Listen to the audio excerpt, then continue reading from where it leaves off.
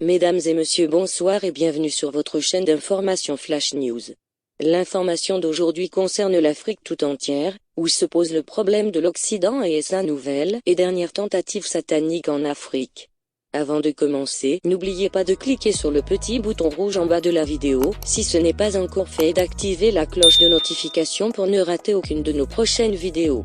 Telle est en toute chose l'opposition constante de l'Orient et de l'Occident, l'Orient invente et conserve, l'Occident applique et perfectionne.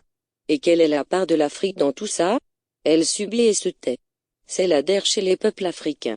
Ce sera une question de vie ou de mort pour eux d'arracher par le biais d'un mortel combat, leur souveraineté pour afficher enfin leur dignité humaine.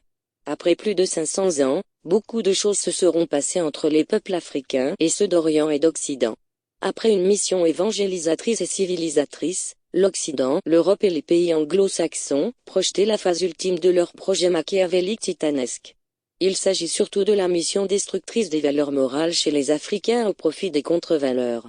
Le goût effréné d'accumulation de richesses insatiables reste le vécu quotidien des Occidentaux. L'homme dans toute sa splendeur à travers sa dimension temporelle et spirituelle est sur le point d'être relégué au second plan. L'animalité a de beaux jours devant elle.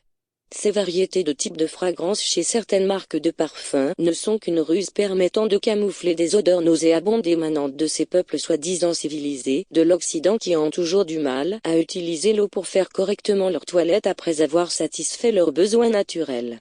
Au rythme où évolue le niveau si inquiétant de l'insolence humaine érigée déjà en règle générale, l'Afrique est sur le point d'être emportée par cette vague d'effets boomerang causés par de tels comportements.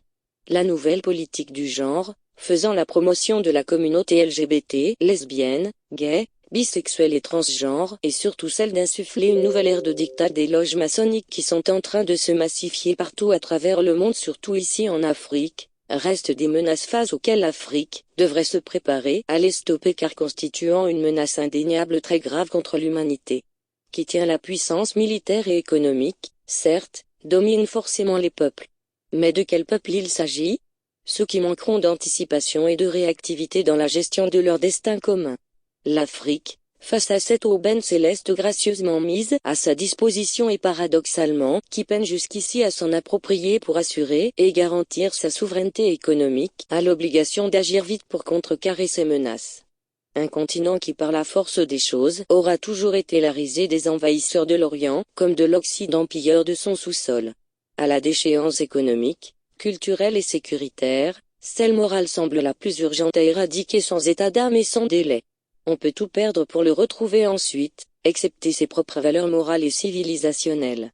Les Africains ont doublement été victimes de plusieurs chocs culturels et socio-économiques que leur imposeront l'Orient et l'Occident durant des siècles. On les aura sucés moralement, économiquement, culturellement et cultuellement jusqu'à la dernière goutte de sang.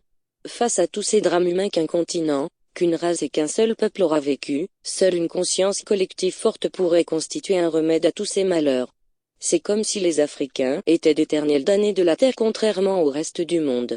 C'est déjà la fin de ce petit flash d'information. Donnez-nous en commentaire vos impressions et abonnez-vous à la chaîne pour ne rater aucune de nos prochaines vidéos.